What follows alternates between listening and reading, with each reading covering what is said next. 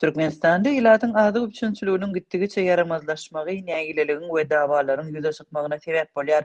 Köpden bäri satywda bolmadyk önümleriň satylan wagtynda döreýän ullakan nowatlarda ýygyderli dawa, jenjel we ýakalaşyklar bolýar. 7 dekabrda Aşgabatyň bazarlarynyň birinde sygyr we towuk etiniň satylan wagtynda alyjylaryň arasynda ýakalaşyk emele geldi.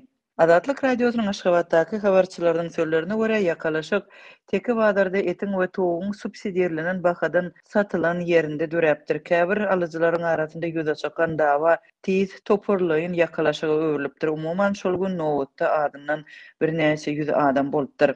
Ýakalaşykdan soň ayakkablar we plastik haltalara salynan towuk eti çaşyp ýatyrdy. Diýip bolan ýagdaýlara şaýat bolan Aşgabatlylaryň biri gurrun berdi. Şäher häkimligi we bazar ýol başçylary bu waka barada resmi düşündiriş bermediler. Emma bu ýagdaýlara keskitli bahadan satylýan önümleriň satywyny ýatyrmak bilen reaksiýa görkezdiler. 8 dekabrda teki bazarynda polisiýa işgärleri önümiň satylmagyna garaşyp ýerden bazaryň derwezetine ýygnanan adamlary kowdy. Alyjylara towuk we beýleki etleri subsidiýerlenen bahadan satmagyň gadagan edilenligi aýdyldy. Teki bazarda alyjylaryň arasynda ýakalaşyga sebäp bolan sygyr we towuk etleriniň subsidiýerlenen bahasy 1 kilogramy 34 we 21 manatdan boldy. Täzirçilik dukanlarynda 1 kilogram towuk etiniň bahasy 55 we 80 manat aralygynda. Towuk eti bir näçe gün bäri Türkmenistanyň paýtagtyndaky beýleki bazarlarynda hem satyldy. Munyň bilen birlikde käbir beýleki gyt azyk önümleri, hususan da towuk ýumurtkasy hem satywda peýda boldy. Habarçylar Aşgabatyň bazarlarynda bir näçe gün bäri towuk etiniň 1 kilogramy 25 manatdan, ýumurtkanyň bolsa her biriniň 1 manatdan satylyp başlandygyny habar berdiler. Sewda daňdan başlanýar we 8-de tamamlanýar. Bu önümleriň satywy ullakan nowatlary döredýär. Hususan da 7 dekabrda saat 8-den öň teki bazarda 800 töweregi, ondan kiçirek gündogor bazarynda bolsa 300 töweregi adam bardy. Bahasy 1 manatdan satylýan ýumurtka käbir täzirçilik dukanlarynda hem peýda boldy. Emma ony satyn almagyň şertleri bar. Parahat 2 etrapçasynda dukanda satywyň birinji güni, ýagny 6 dekabrda her alyja 10 sany ýumurtka satylypdyr. Ýöne 7 dekabrda, ýagny satywyň 2-nji güni ýumurtkanyň gapdalyndan esli bahadan goşmaça haryt satyn almak talap edilipdir. Şeýle-de polisiýa dukanyň öňünde ýygnanan ullakan nowatlary dargadypdyr. Bu arada habarçylar şaýatlara salgylanyp gurrun berýär. Köp adam ýygnandy. Olary polisiýa kowdy. Ýumurtka satylyp başlanyna bolsa, dükannakalar garaşyp duranlaryň 50 manada beýleki önümler ýa-da hojalyk kimik serişdelerini satyn almalygyny. Diňe şondan soň her biri 1 manatdan 30 ýumurtkanyň berilejekdigini aýtdylar. Adamlar dargady. Diýip ýene bir şaýat gurrun berdi. Türkmenistanda azyk krizisi soňky 4 ýyl bäri dowam edýär. Pandemiýa döwründe güýçlenen ykdysady çökkünlülük ilatyň maddi ýagdaýyny hasam erwetleşdirdi. Ýurdun ilatynyň epesli bölegi ýurdun içindäki girdeji çeşmelerini ýitirdi we daşary ýurtlara gidip gazanç etmek mümkinçiliginden mahrum boldy. Ýurt ilatynyň en çemesi üçin çörek we beýleki önümleri subsidiýerlenen bahadan satyn almak ýeketek iýmet çeşmesine öwrildi. Öz gezeginde ýurdun häkimetleri subsidiýerlenen bahadan önümleri satmak düzgünden dogly el çekmeýärler. Yerli teňçilaryň pikiriçe ýurtda inflasiýanyň we täzirçilik bahalarynyň ýokurlanmagynyň fonunda häkimetler ilata subsidiýerlenen bahadan azyk ködürlemegi bilen häzirki rejimiň görediň ykdysady siýasatyny mahabatlandyrmak üçin ulanmagyny dowam etdirýär we şeýdip döwletiň raýatlar baradaky alada edýänligini görkezmäge çalışýar. 8 dekabrda polisiýa işgärleri paýtagtyň teki bazarynda dören nowaty dargadan wagtynda prezident size ýagşylyk edýär, siz bolsa minnetdar däl, nowatda dawa edýärsiňiz we nägileliňizi bildirýärsiňiz diýipdir. Şonda polisiýa işgärleriniň aýtmagyna görä, hut şu sebäpden bazarda subsidiýerlenen bahadan etin satywy ýatyrylypdyr. Subsidiýerlenen bahalary saklap gelýän türkmen hökümeti ilatyň azyk önümlerine bolan islegini kanagatlandyryp bilmeýär we bu ýagdaýda ýeňillikli bahadan azyk satyn almagy ruhsat berilen raýatlaryň kategoriýalaryny ýygyderli azaldyp gelýär. Türkmenistanda geçirilýän dürli çäreler sebäpli döwletiň maşgala büdjetini, çağalaryň yrtgalyna el garmagy ýylyň soňky aýyna beýtaraplyk we täze il bayramçylyklarynyň öňü sirasynda hem dowam etdirilýär diýip Adatlygyň habarçylary habar berýär. Bir kanun salgatlar Farapdaki garip maşgallaryň käbirini mektep direktoruna ýüz tutup özlerine beýle pulun ýokdugyny aýtmagy mejbur etdi. Şu aralykda polisiýa bayramçylyga pul ýygnamak üçin okuwçylara salynan telefon gadaganlygyny hem tutarg edinýär. Adat bolşýaly yerli häkimler Tewit paýtagtlaryna gurulan agoýlaryň ýanyna bedelýän başarçylary bedeme goýurdylar. Türkmenistanyň ýazylmadyk kanunyna görä bu arçalary bedejek ýalpyllyk bedegler we oýunjoklar yerli telekaçylaryň hemde büdjet işgärleriniň hasabyna satyn alynýar. Her edara, kärhana täze ýyl bedegler üçin adyndan 50 manatdan pul ýygnamak goýruldy.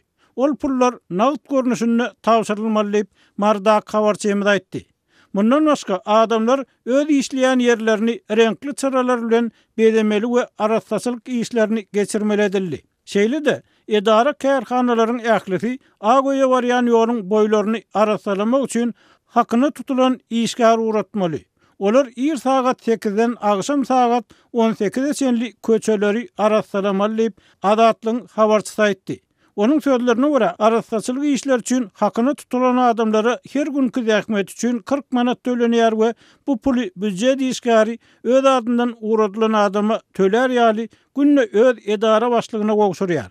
Araçsaçylyk işleriniň näçe dowam etjegi we bu puly näçe günläp bermeli boljagi hem belli edilmeýär. Başarçanyň şäher daşynda bedelmeginiň sebäbi adamlaryň köp bolup üýüşmeginiň öňüni almak bilen bagly.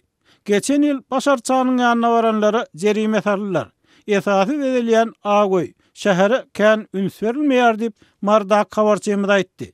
Mardakydan tapawutlukda lewap ýötünne pul diňe täze ýyl bedegler üçin näl, dekabrda bellenýän bir taraplyk gün üçin hem ýygnalýar. Şu gün Farawyň 1-nji we 4-nji mekteplerine bir taraplyk we täze ýyl üçin okuwçylardan 100 manatdan, muallimlerden 50 manatdan pul ýygnamagy başladylar diýip Adatlyň yerli habarçysy habar berdi. Garip maşgallardan bolan okuwçylaryň enatalary özleriniň beýle pullarynyň ýokdugyny aýdyp 1-nji mektebiň direktoruna haýyş bilen ýüz tutdular. Sondan soň guruply maşgallaryň çagalary 200 manatdan, garipler 40 manatdan pul getirmeli boldy. Esasy pul Tewit arçasynyň ýanyna we mektepde geçiriljek çärelere karşylanar diýip habarçy bilen gurulşan mektep muallimi aýtdy. Mundan başga ýokary klas okuwçylaryny sapak wagty yerli polisiýa bölümine çagyrmak köpeldi. Olaryň ýan torbalaryny, jübilerini barlap, eger smartfon çyksa, enatalaryna 200 manatdan jerime salýarlar. Ýöne tölek kwitansiýasyny bermeýärler diýip habarçy aýtdy. Ogly 8-nji synpda okuyan Soltan Muradyň sözlerine görä, onuň ogly öňem mektebe smartfon alyp gelýärdi. Muny muallimler hem bilýärdi. Çağan mektebe smartfon alyp gelipdir diýip enatalar bilen düşündürüş işlerini geçirýärler. Bu bahana bilen goşmaçy pul ýygnamak üçin edilýän emel. Bir ýaly adamlaryň maşgala büdjetini urulan urgy. Emma ol guruply adamlaryň çağalarynyň telefon ulanmagyna hiç bir täsir ýetirmeýär diýip Soltan Murad Adatlyň habarçysyna aýtdy. Täze ýylyň öňü syrasyndaky bir kanun salgatlar gurok gelen ýyldan agyr ziýan gören oğuzluk işgärlerini, daýkanlaryň maşgallaryny hem aýap goýmaýar.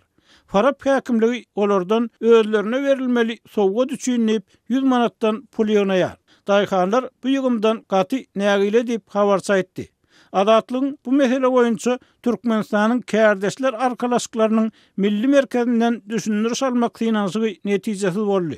Praga wagty bilen sagat 11:10 aralygyny edilen telefonlary Guramanyň kabulhanasyndaky 44 87 77 belgili telefonuna hiç kim jogap bermedi.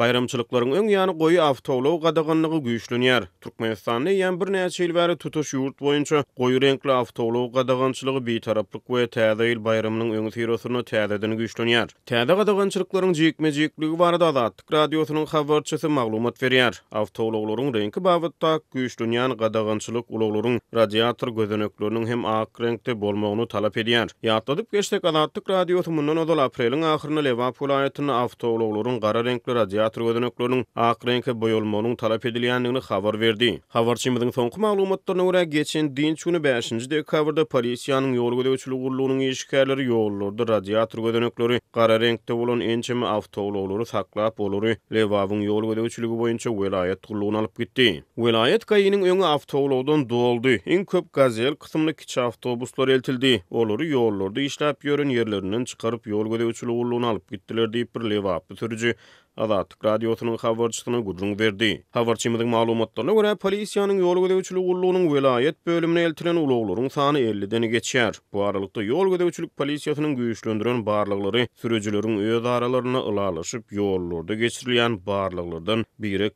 habarly etmegini alyp geldi. Munyň netijesine belli ugurlar boýunça kiçi awtobus gatnawlary dolu kesilipdir. Azatlyk radiosynyň habarçysy bilen gurrundaş bolýan sürüjiler awtobuslarlaryň öň tarapyna ýerleşýän radiatr gödenekleriniň zawoddan çykanyna gara reňkde öndürilýändigini ünti çekýärler. Türkmenistanda awtobuslarlaryň reňki boýunça girdilýän talaplar ma'lum bolan maglumatlary görä kanunçylyga esaslanmaýar. Şeýle-de häkimetler goýu reňkli awtobuslarlaryň ak reňke boýalmagy baradaky talaplaryny dilden görkezme esasyna buyruk berýärler. Ýekşenbe günü Lewap welaýatyna polisiýanyň ýol gödäwçilik gurulugyna eltilen ulaglaryň eýelerinden awtobuslarlaryň gara reňkli gödenekleriniň gysga wagtda desini ak reňke boýalmagy şert edip goýuldy. Ýol gödäwçilik gurulugyna polisiýa daş çykyp kimne-kim öz awtobuslygynyň gödenegini häzir ak reňke boýasa, şol awtobuslygy ýzyna gaýtaryp berýär diýip bir sürüji Azatlyk radiosynyň habarçysyna gurrun berdi. Munyň ýa-ni awtobuslyklaryny polisiýa aldyran sürüjiler desini ak boýagy tapyp radiatr gödeneklerini ak reňke boýamagyň uğruna çykdylar. Her kim eline ak boýag alyp boýagy çalynýan çotga bilen ulaglarynyň gara reňkli gödeneklerini ak reňke boýap başlat diýip sürüji sözüniň üstüne ýetirdi. Boýag işleri habarçynyň maglumatlaryna görä sürüjilere aňsat düşmedi.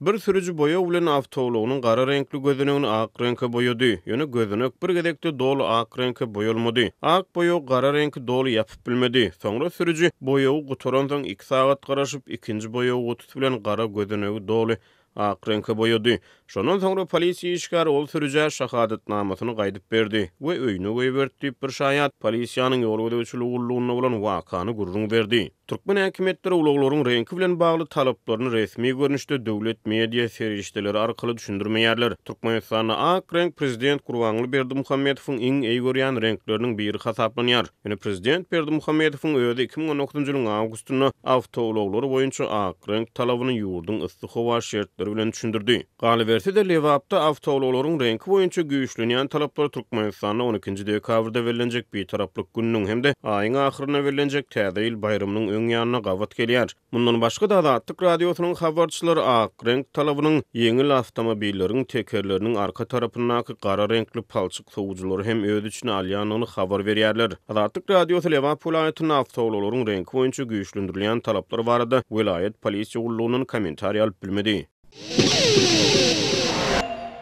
Türkmenistanyň käbir sebitlerinde karantin çäklendirmeleri gaýtadan güýçlendirilip başlanmadan ozal Aşgabatda paýtagtlaryň medeni durmuşuna degişli aýdymsaz çäreleriniň bir näçesi geçirildi. Klassika aýdymsaz eserleriniň ençemesi ýanglanan konsertlerde tomoşaçylar umytsızlykdan we göwünçökünlükden bir neme bolsa-da daşlaşdy diýip Aşgabatlylar aýdýarlar. Azatlyk radiosynyň bu çärelere tomoşaçy bolan habarçysy paýtagtda geçirilen 3 konsert barada habar berýär. Habarçymyz konsert çärelerinde oturguçlaryň häzirki sanitariýa talaplaryna laýyklykda ýerleşdirilendigine, tomoşaçylaryň maskasy zala goýberilmändigine aýdyp, şeýle çäreleriň birinjisiniň 26-njy noýabrda geçirilendigini belledi. Şol güni Maya Kulyeva adynaky Türkmen Milli Konserwatoriýasynda beýik kompozitor Wolfgang Amadeus Mozartyň doglan gününiň 265 ýyllygyna başlanan konsert gurnuldy. Oňa Aşgabatlylar muzsuz tomoşa edip, konsertde Mozartyň ajaýyp eserleriniň 10-sy ýanglandy. Halkara bäsleşikleriniň laureaty Cemal Agajanow